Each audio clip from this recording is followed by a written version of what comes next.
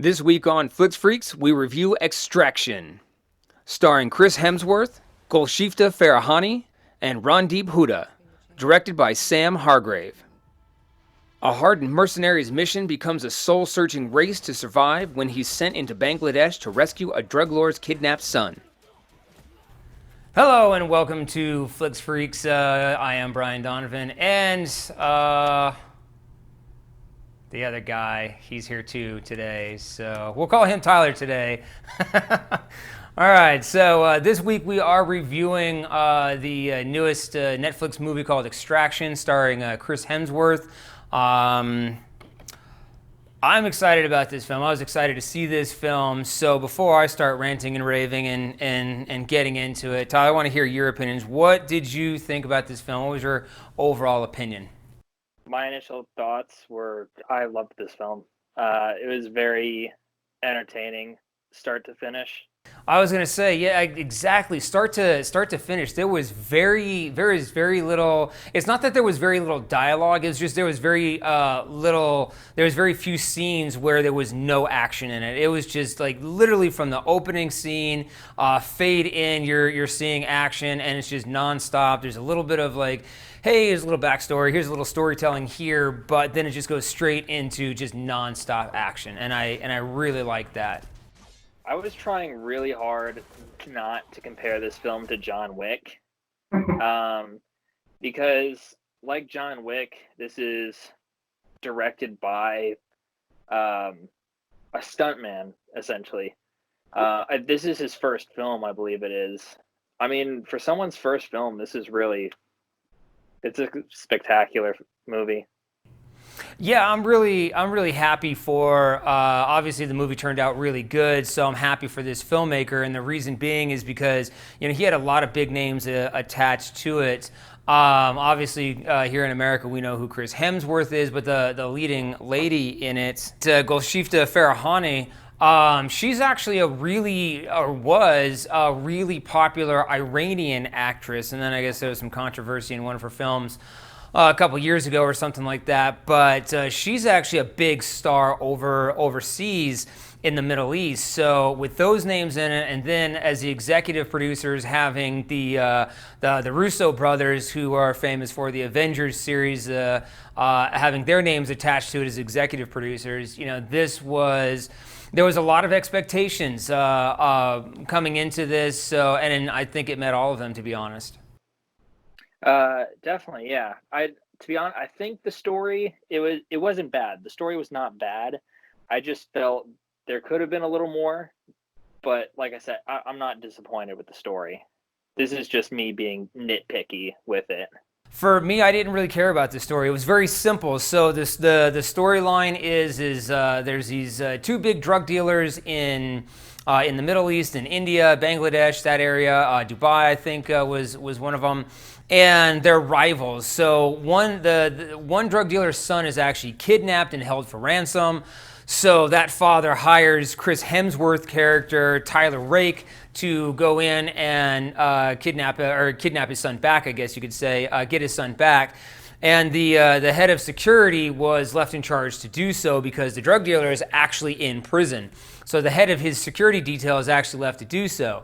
Well, a little plot twist in there is they actually didn't have any money because the drug dealer who's in prison, all his accounts are frozen. So now this guy's got to figure out, this head of security, he's got to figure out, okay, how do I get the guy that I want who's going to do this suicide mission to go get this kid, because the drug dealer told the head of security, if you don't get my kid, I'm going to kill your kid, basically. So he had ulterior motives and motivation to make sure that the drug dealer's son got rescued. And then the story ensues from there. So it's a very simple plot, yes, but I didn't need it to be because, again, I think the action made up for it.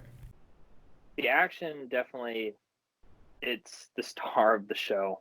It was all really intense, exciting. A lot of every single hit in this film, every punch, every bullet, every blade, everything had impact and it hurt. So for myself, for you guys who are the viewers, I've actually been training martial arts for 22 years, and I taught martial arts almost the entire time of that. I currently hold 3 separate black belts in different martial arts, and I'm actually working on a 4th black belt in a different martial art as well. I fought mixed martial arts professionally. I fought Muay Thai professionally. So for me there, watching the martial arts, the fight aspects, I can be really, really picky sometimes because I know how the body moves, I know how the body reacts. I can basically sniff out BS fight scenes really, really fast. And as Tyler mentioned earlier, it was very difficult not to compare this to John Wick, but I think we're kind of all at this point in movie making, as far as action sequences, we all owe a debt of gratitude to the John Wick series because it really upped the game. The actors are really having to come in and show that they have these skills. You can't just fake it with CGI all the time. And I could really tell, and then looking at interviews with Chris Hemsworth and the other actors, how they said how grueling the training process was for them to be able to learn these skills and pull off these movements. The choreography, the fight choreography was just beautiful. I really, really liked it. I tried to find mistakes. I really didn't find too many of them. I mean, yeah, if I watched the movie maybe 4 or 5 times, I could start to see them. But initially, it just the actors moved really well. They coordinated really well. The fight scenes were believable. The punches were believable. The kicks, the impact. So it was really awesome for me to watch a movie like this. It was almost like a very, very brutal dance. For yourself, Tyler, outside of the action sequences and the fight scenes, what did you think about the actors' performances? Because there was still scenes where they weren't actually trying to kill each other all the time. There are definitely scenes where it's just 2 characters sitting having a heart-to-heart conversation. You have it a couple times, especially a lot with Chris Hemsworth's character Tyler Rake and this kid that he's trying to extract out of this city, Ovi. And they're really the only 2 characters that you get like these heart-to-hearts with, besides David Harbour's character who comes in later in the film. It's really those 3 characters who do most of the talking throughout the film. So when it comes down to them, I thought they did a great job. I wasn't convinced on. I wasn't fully convinced on the relationships between these characters.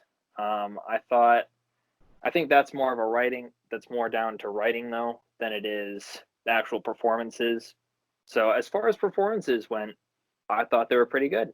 There was a couple of scenes with his counterpart, the other special operator on the other side, the guy who kind of set the whole thing in motion. Remember, he had his own son that he was trying to protect, and his own wife and family he was trying to protect, and he had his own motives. And you got a chance to see that and almost side with that character to where he wasn't just the evil foreign bad guy. You actually felt for him. You're like, oh, I kind of see his points. Like, yeah, I guess in this position, I'd probably do the same damn thing. You know, it's easy for us to say, oh, well, you know, here's our buddy Thor, and we're gonna be on his side because, you know, that's Thor and he's beautiful and everything like that, and we like his stuff. And then here's the bad foreign guy who, you know, set this whole thing in motion. But the reality is he was just a regular guy trying to protect his family. And I think there was a couple scenes in there where we got to see that. Closer to the end is as well where things started changing up a little bit. So there was still some emotional side to it, which was pretty nice. And I think we got to see a little bit of depth on the actors themselves.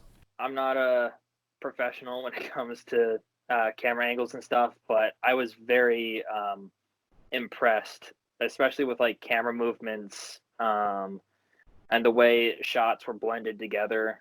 What they did specifically, you can see this with there's a car chase during the second act of the film. I believe it's like second act. And what they do is a lot of like hidden cuts and camera movements between like it goes through different cars. So one second you'll be in Tyler Rake's car, and then the camera will spin around and then go through the rear windshield or whatever it's called, and then the camera will go over to a police car, and it'll show what's happening over there. And so the camera's moving around a lot, and I really appreciated that. And it created this almost like this like ongoing it made the chase feel more longer, drawn out, more exhausting, as these chases would really be. Hitting things at different angles, the different scenes at different angles was nice, so you got different perspectives. But you still felt engaged with the film, with the action that was going on. So you didn't feel at a distance or anything like that. So as Tyler had mentioned before, you felt the punches, you felt the kicks. You got shaken by the explosions and the gunfire because you felt like you were there in the action. So it was a really good job there. I really do not like it when films show the ending of the movie first, and the whole film is building up to that moment you see in the beginning. So with this film, the intro scene is Tyler Rake clearing across a bridge, and he gets shot in the back, and he kind of like leans up against this cop car, and he's loading his magazine, and he's very obviously dying. And so this whole film, I was telling myself, okay, don't get attached to this character. He's going to die in the end, and you're just going to be disappointed. Scenes like that, they just go for the shorter run time. Don't add the ending in the beginning of the movie. Sure, I see your point on that. But I'm going to play devil's advocate and say you got to remember, this is an action film. This is like in a John Wick style action film. So it's like from the opening scene, it's like, hey, how do we hook the audience, and how do we get them wanting to watch this film? Because if not, you're going to go in and they're going to have to have the wide angle of the city, and they're going to have to talk about some backstory, and this is going to happen, and this is going to happen. So they got to build up to it. So now you're 15, 20 minutes into it before the first shot's fired, and it loses attention. Where I think from a filmmaker's perspective, I can see where this filmmaker probably led in with that action scene, the ending, putting it to the beginning to kind of hook us and say, ooh, what the hell is going to happen? And then it just goes from there. It gives us a reason to start wanting to watch. That's fair. That was my big issue with the film, was showing the ending first. They also showed it in the trailer. Yeah. The trailer actually showed a lot. I actually had a thought. I'm like, man, am I going to be disappointed? Because the trailer was 2.5 minutes long, and I'm thinking to myself, I'm like, did they just show the whole, all the best scenes? And it's like, they did show a lot of good scenes, but there was still a lot left. So the trailer doesn't show everything. It's a 2-hour movie. So 2.5 minutes for 2 hours there, you think you're seeing the whole film, and you're not. There's a lot of filmmakers, they marketeers, when they put together these trailers, yeah, they end up making the mistake of putting all the best scenes because the movie probably sucks. So your overall opinion, what Netflix rating are you going to give this? A thumbs up or a thumbs down? Definite thumbs up.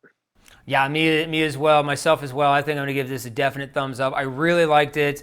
Everything about it it was great. It's just a nice, fun action film to kind of escape and to watch and to enjoy. Most definitely. I think now this is a great time to release this film on Netflix, because everybody's in quarantine. People are bored. If you're bored, just sit down for 2 hours and enjoy this. It's just a fun movie. Thank you for watching Flix Freaks. Join us again next week when we review another Netflix original film.